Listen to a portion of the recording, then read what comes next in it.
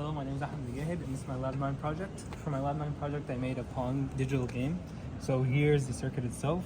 So on the left one, this is the first player, or like the left player, and this is the right player. For this one, he rotates this, and for that rotation, it controls the slider on the left. For this rotation, it controls the slider on the right for the digital game.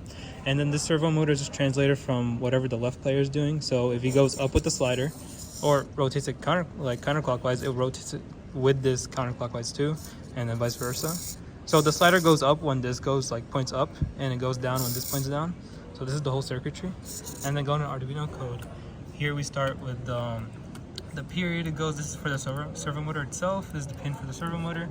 And then we go down to the potentiometer readings. So we reading from like A0 and A5 to the right potentiometer and the left potentiometer. And then we're translating this to processing for later on.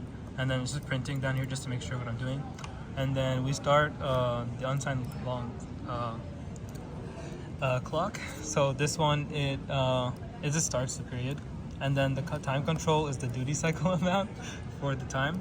And then the T control here is mapped out so that it goes from the potentiometer values to these values. These values are the time values on the data sheet for the servo motor itself.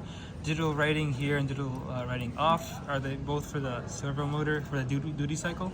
So here it's turned on for the amount, turned down for T control, which is just the amount of duty cycle, and then the rest of it is just the period itself that was started on the top. Going to the processing code, I started writing this. I started with the class, started writing a class for the ball itself. The ball, for the ball itself, by giving it these different variables or definitions, and then it go down, and then from here, these are the values that are inputted into the ball from the draw function. And then for the rest of it, this whole class, this here is the instructor. This here is a function for the motion of the ball. This here is for drawing the ball. And here's the left side and right side and top side, bottom side of the ball itself. Just shows you where they are coordinate wise. And then we made also another class for the slider. And then here we made we declared some variables for it, like the x coordinate, y coordinate, the width and height, the velocity in the y direction, and then the color of it. And then we also made a constructor, and this constructor held the values that come from the draw function in respect to the values that are declared above. And then going to the motion function, this just shows the motion of the slider. This is for drawing the slider, this void display. And then the rest of it, these are just the coordinates of the left side, right side, and top side and bottom side of the slider itself. And then going up to the very top, here we import the serial monitor port, like the library itself, so that we could read it from the Arduino.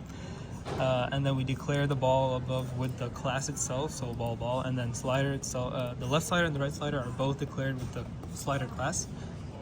I'm also here holding the scores of both the right and the left player. And then in my setup function, I just made the size of the window like this.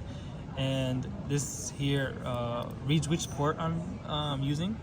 And then here the ball itself, we're declaring a new ball with these dimensions, the left slider with these dimensions, and then the right slider with these dimensions. And then we declare the x velocity of the ball, like in the x direction. And then this is y velocity, just from 2 to -2.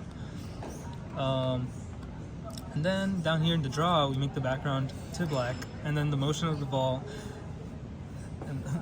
the motion of the ball is declared, and then the drawing function of the ball is declared. Also, the left slider's motion and the drawing functions are declared also for the right side.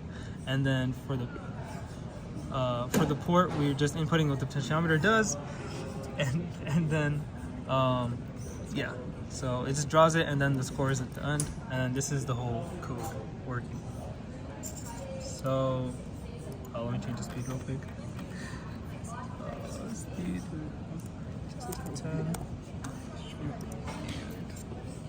So yeah, changing the right side here, and then this is changing the left side, and the score is on the very bottom down here.